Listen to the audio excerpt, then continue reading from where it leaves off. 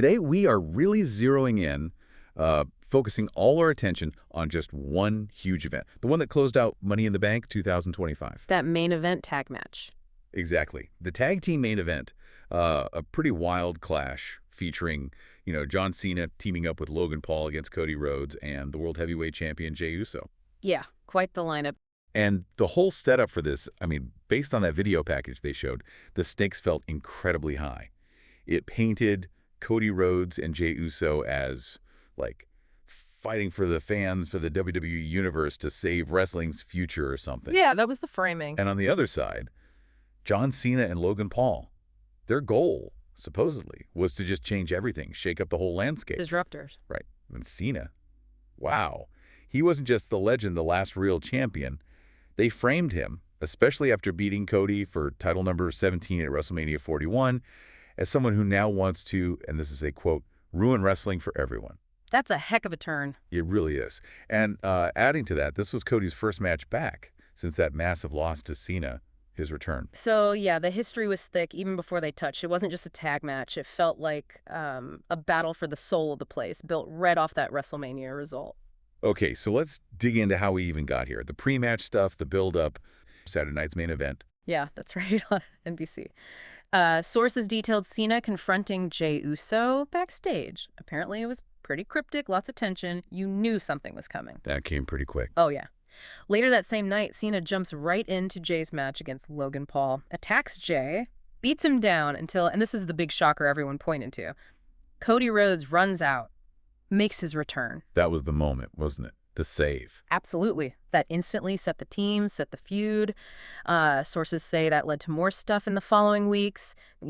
Trash talk, backstage attacks, really established Cody and Jey pushing back against this weird Cena-Paul alliance. The lines were drawn. And the motivations, based on what the sources and commentary were pushing. Pretty interesting layers here. Cena's stated goal, the one they hammered home, was literally ruin wrestling forever. That's bold. It's not the Cena we knew, right? Yeah. This sounds like someone bitter wanting to tear down what he built. And Logan Paul, well, the story presented him as just going along with it. Maybe for the attention, maybe he actually agrees, who knows? But he's on Team Room and Wrestling. It's a wild heel turn for Cena, yeah. Making him this destructive force after hitting that huge milestone. Then you got Cody, first match back since losing the big one to Cena. And one source mentioned this tag match was something Cody himself apparently asked for. Oh, really? He requested this match? That's the report, yeah. Which suggests, he didn't just want any match back. He wanted to get right back in there, maybe face Cena indirectly, start that climb back immediately. Says a lot about the character. And Jey Uso, the world champ. Sources noted his position, but also, how tough things have been for him. Taking beatings, big matches, and he's got Gunther literally the next night on Raw. Yeah, commentary really leaned into that during his entrance, talking about him being stretched thin. They even said, Gunther might have a point. Questioning if a champ should be taking these risks in a non-title tag match right before a huge defense, added some vulnerability there. Speaking of entrances, they definitely told a story. Cody first, big pyro, theme music, and that graphic they put up showed his undisputed title reign, 378 days, and made sure to mention he lost it to John Cena at WrestleMania 41. Yeah, no escaping that. Just a constant visual reminder of the stakes for him personally, tying him directly to Cena right from the start. Then Jey comes out through the crowd, doing the whole yeet thing with everyone, soaking it up, asking for more noise in the ring. And bam. Logan Paul's music cuts him right off. Yeah. Classic heel move, right? Interrupting that fan connection. And like you said, commentary during Jey's entrance kept hitting that stretched thin angle. Is he focused enough on the title? Then Logan Paul. Big entrance, carrying that drone, basically did his WrestleMania entrance again, flew the drone all around the arena, caught it on the top rope, looked pretty cool, gotta admit. It did, acknowledging Paul might get heat, but maybe this flashy entrance would impress this crowd. And the drone wasn't just for show. Nope, definitely came back later. And finally, John Cena. His graphic. Just a laundry list of dominance. 17-time world champ, U.S. champ, tag champ, Money in the Bank, Royal Rumbles. Total contrast to Cody's graphic, right? All about Cena's accomplishments, with that number 17 front and center, rubbing it in, basically. And commentary doubled down on the heel turn, saying Cena's past the point of giving fans what they want. He's doing his own thing now. So yeah, all that context. Then the bell rings. Match starts. Looked like Paul was going to start with Cody, but nope, tag Cena immediately. Then Cena tags right back out. Kind of weird. Yeah, a little bit of feeling out. One analyst even noted they weren't exactly clamoring for Cody versus Cena again right then. Maybe that affected how they started it. Eventually, Cena tagged back in to face Cody. Early action. Cody took Cena down. Paul did a flip. Cody did that Stardust cartwheel thing, which apparently got some "you can't wrestle" chants. Aimed at Cena. Weird. Yeah, strange reaction there. Cody hit a delayed gourd buster on Paul. Jey tagged in, hit a flying axe handle. Then Paul decked Jey. And that's when things slowed down, way down, into what one source called 95% of this fucking match. The heat segment on Jey Uso. Exactly. And this is where a lot of the criticism really lands. You know, a heat segment is supposed to build sympathy, get the crowd desperate for the tag. But this one sounds like it went on forever. According to the sources, yeah. An extended beatdown. Cena and Paul just work Jey over, ground and pound, whipping him into the corners again and again. Stomps, clothesline, shoulder tackles, gut wrench slam, big boot, and that leg drop Paul does. It's not just any leg drop by Paul. No. It's the leg drop called the Hogan Paul. And the defining thing about it, why it has that name, is because it's a tribute. And commentary had that little inside joke, right? Michael Cole saying, yeah, that will get over here, referencing Hulk Hogan getting booed in that same building earlier. Plus, Paul cheating behind the ref's back, Cena slamming Jey's head on the turnbuckle. It was methodical. And the reactions were pretty rough. Dreadful grinded the show to a halt. One source said it felt like a match from, the midpoint of a Raw from 2009. Ouch. That's not a compliment for a modern PLE main event. Definitely not. They called it classic, long, drawn-out heat with a chinlock, slow, brutal, just really negative on the pacing and execution of this whole section. Was the criticism just about the length? Not entirely. One analyst was particularly critical of Jey's selling in that segment, felt he wasn't compelling in that specific role, taking the beating. They even suggested maybe the role should have been flipped, have Cody take the heat, thinking he'd make it more dynamic. Yeah, they even compared it to a house show match, which is basically saying it felt lower effort or less engaging than you'd expect for this spot. But Jey's known for his comebacks, right? Did he show any fight? Commentary mentioned that 0 to 100 thing he does. He did try. Commentary noted his resilience. There was a spot where he countered Cena's AA attempt with a sleeper hold. Okay. Although one source kind of mocked it, called it the worst-looking rear-naked choke you have ever seen, said he'd get his white belt taken away in jiu-jitsu. So even the comeback attempts weren't landing perfectly for some critics. So this long, criticized segment. How did it finally end? Did Jey just power out? Not exactly. The opening actually came because Cena and Paul messed up. They started arguing in their corner, apparently about who was leading, who should tag in, got into a little shoving match. Ah, the classic miscommunication. Exactly. That little argument, that distraction, that was Jey's chance. He finally made the crawl over and got the hot tag to Cody. The fresh QB, as one source put it. That's the one. And Cody came in hot, cleared the ring, clotheslines everywhere, dropped down uppercut, then boom, Cody cutter on Cena. And someone noticed how Cena took that.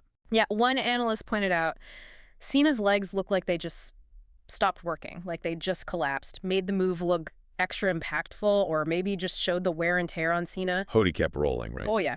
Tossed Paul over the top, hit that suicide dive onto him on the floor, back in, missile drop kick off the top onto Cena. You could hear the commentary perk up. The energy shifted instantly. Okay, so we're out of the slow part now. Big move starting. Definitely. Things picked up fast. Cena countered a crossroads from Cody, thanks to Paul hitting Cody, and Cena hit the AA. But Cody kicked out at 2. Then the Logan Paul rope spot. Right. He went for that lariat off the ropes, money clip, snapshot, a buckshot, whatever you want to call it, and he slipped. Pretty noticeable botch. Yeah. How did that play out? People noticed that stuff. They did, and interpretations varied. One analyst had this really generous take, suggesting maybe it was cleverly coded, like an intentional callback to CM Punk's slipping on the same move. Wait, seriously?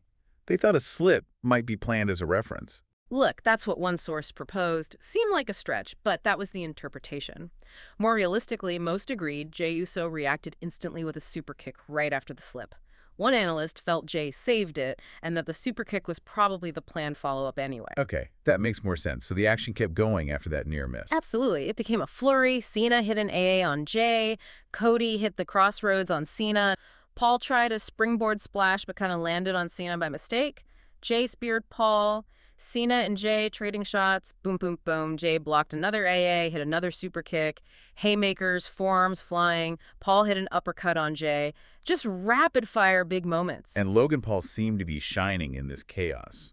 Sources singled him out. Yeah, consistently.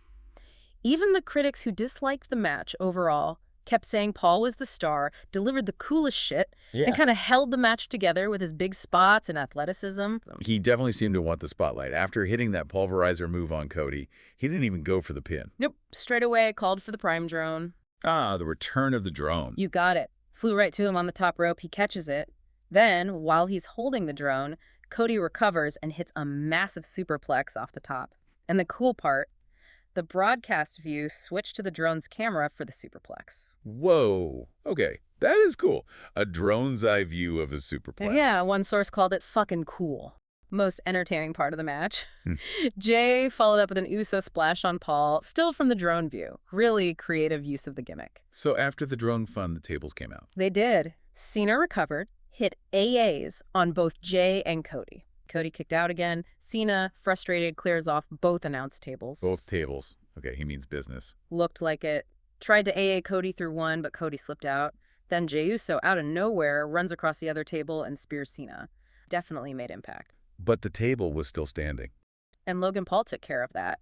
Climbed up and hit an insane SI moonsault, that backwards slip dive off the ropes, through the second table, crashing onto Jey Uso. Wow, that sounds spectacular. Commentary thought so. Beautiful, spectacular. Analysts called it the spot of the match. Incredible. High praise. Though one source did add a little context, saying while it looked great, it didn't quite feel as historically massive as, say, Shawn Michaels hitting it on Ric Flair back in the day. Perspective, I guess. Okay, so bodies everywhere after the table spots. How did we get to the finish? Cena and Cody, both hurting, crawled back in. And Cena, he grabs the WWE title belt, the one he took from Cody, and just cracks Cody over the head with it. Ooh, using the title as a weapon. Commentary called that out. Yeah, another despicable act from John Cena. Looked like that was it. Cena used the bell, he's going to win, but then the interruption, the big surprise. And this reveal, this is where the reported real-world stuff comes crashing in, right? Absolutely. Critical context here, according to all the sources. Just as Cena hits Cody, someone in a hoodie hops the barricade, jumps in, tackles Cena, starts throwing punches. Huge tension. Who is it? And the unmasking? Oh my God, it's R-Truth. The reaction must have been huge. Insane pop. Massive reaction, sources said. And commentary sold the surprise perfectly. Cole yelled, "Wait, I thought they couldn't come to an agreement on a new contract." Directly linking the moment to all those backstage reports. Okay, let's unpack this R-Truth situation fully. This context seems key. It's fundamental. Sources explain that leading up to the show, reports were everywhere. WWE wasn't renewing Truth's deal, he was gone or leaving soon. And the reported reason, specifically cited by one source from The Observer, was a financial decision by TKO, the parent company, said his salary was too high for how they were using him. Too high, even though WWE is making record money. Sources mentioned that contrast. Oh, absolutely. They emphasize that. Billions from Netflix, Saudi deals, record profits. But this beloved veteran was reportedly deemed too expensive. And that stark contrast, that's what caused the reported huge social media backlash. People were not happy. Not at all. Sources universally describe Truth as beloved, fans, wrestlers, everyone. A great locker room guy, 17 years straight with the company, provided amazing comedy, still in great shape at 53. Just wrestled Cena and selling a bunch of merch like that Ron Cena shirt. So the news hit hard. Yeah, nobody was happy, as one source put it. And it wasn't just online. Fans started chanting, "We want Truth." At shows Raw, SmackDown, even at Money in the Bank during the kickoff and panel show, described as sporadic, but definitely noticeable. And then boom, he shows up in the main event. Commentary calls it a return. He's back. And that phrasing return got analyzed too. Some felt it was awkward or misleading because the report suggested his contract might not have even been up yet, or he hadn't fully left. Made it confusing for casual fans, maybe. He just wrestled. What's he returning from? Right, a disconnect between the story they're telling and the reported reality. Exactly. Yeah. Which led analysts to suggest WWE framed it as a return or couldn't come to an agreement to maybe shift blame. From the perception they cut a popular veteran purely for cost reasons during record profits, saying they couldn't agree sounds more mutual, less like a corporate cut. And crucially, the strong consensus among analysts was this wasn't some elaborate work planned all along. This was WWE reacting to the backlash. Fixing a past mistake, a fuck-up that blew up on them. So the outcry basically forced their hand, and they turned it into this big on-screen moment. That's the main interpretation from the sources, yeah. Frame the return as, we listened to the fans, instant PR win. One analyst even linked it to Cena's promo inviting the "We Want Truth" chants, suggesting the ending with truth was likely planned after the backlash got loud, not the original plan. Reactive. Wow. Fans directly impacting the main event finish, potentially. Any other truth tidbits? Just some brief speculation he might use his real name Ron Killings going forward, based on a temporary graphic on the WWE shop site, but nothing concrete. And that provocative idea about this setting a new template. Yeah, the cynical take from one analyst: fire them, release them, and just get the crowd to do the work for you. Basically, manufacturing demand by creating scarcity and outrage, then capitalizing on the big return pop. A dark view, but born from this situation. Yikes. Okay, so Truth attacks Cena after the reveal. Yeah, tackles him, punches, then hits Cena with the title belt he just used. Payback.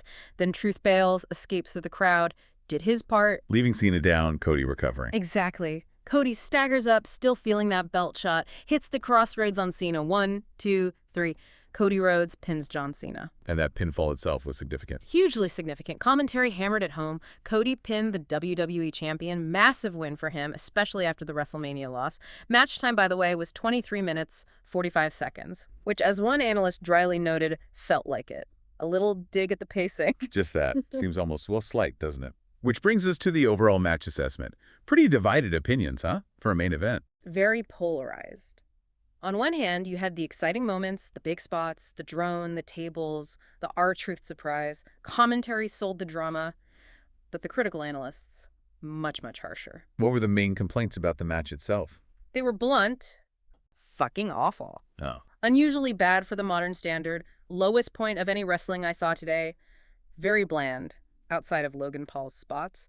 The consensus from critics was it felt like a Raw main event, not a big PLE closer. Said it dragged the show down, mainly due to that long, slow heat segment and the perceived issues with Jey selling in that part. So moments of brilliance overshadowed by pacing and execution issues for a lot of it. That seems to be the main takeaway from the critical sources. But, BUT, amidst all that negativity, Logan Paul consistently got praised. Multiple sources called him the star of that match, even with the criticisms elsewhere. Said he delivered the coolest shit and basically held the match together during the action parts. Even with the slip. Even with the slip, yeah. His athleticism, his big moments, they really stood out. He seems effective in these kinds of matches, these spurts of high impact. Okay. So after the match, Cody and Jey talked to the crowd. Yeah, Cody grabbed the mic, thanked the fans, acknowledged it was his first match back. Then he hyped Jey's match against Gunther for Raw, asking the crowd who'd win. Jey got the last word with his 4 letters, 1 word, yeet! Sent the crowd home on a high note, seemingly. Nice way to end it live. Yeah. Let's see what Dave Meltzer thought about this match. Okay, so let's dive in. First thing, maybe the baseline. His overall rating for the match. He gave it 3.5 stars. Right.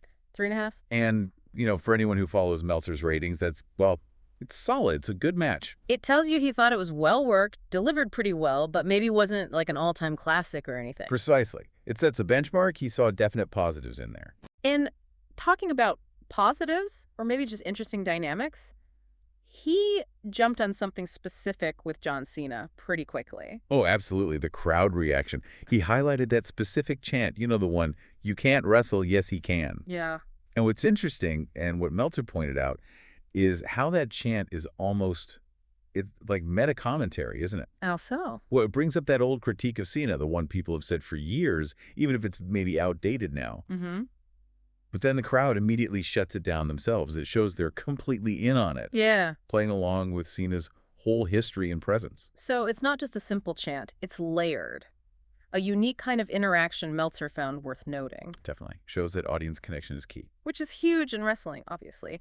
But Meltzer also looked at the story inside the ring, particularly with Jey Uso. Yeah, he did. He observed that a pretty big part of the match was built around Jey Uso just taking a beating, absorbing punishment. Not just random action, though. No. Meltzer saw clear storyline intent there.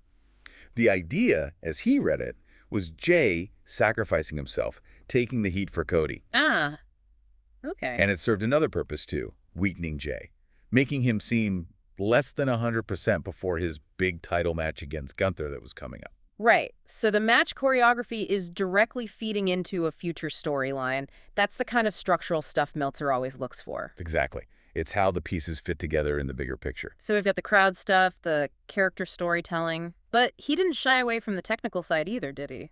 Got a bit critical. He did, yeah. Specifically about the camera work. He noted that the production actually missed some key shots during the action. Which might sound like nitpicking to some, maybe? You might think so, but for Meltzer, the camera work is part of the total package. It directly affects how you experience the match at home. Right. If the camera's pointing the wrong way when something crucial happens. It doesn't matter how good the wrestlers are being, you missed it. Takes away from the whole thing. So a valid critique from his perspective. Okay, and there was one specific high spot, a really impactful moment involving Logan Paul that really caught his eye. Oh, definitely. That moonsault Logan Paul did onto Jey Uso, who was laid out on the announce table. Yeah. He described it as impressive as hell. Yeah. High praise for the athleticism, the spectacle of it. There's always a but with Meltzer sometimes, isn't there? Kinda, yeah. In the same breath, he added that qualifier, even though he landed on Uso's knees. Ah. And that little phrase, it perfectly sums up his style, acknowledging the wow factor, the risk. Impressive as hell. Right. While also pointing out the execution wasn't perfect or maybe even a bit dangerous, the potential flaw. So it's praise and critique, like, wrapped up together in one observation. Exactly that. It's analytical. All right, final thoughts. What are the future implications? What did this match set up? R-Truth is the big immediate one. His attack on Cena screams rematch. Builds off their previous encounter. Now Truth costs Cena the win.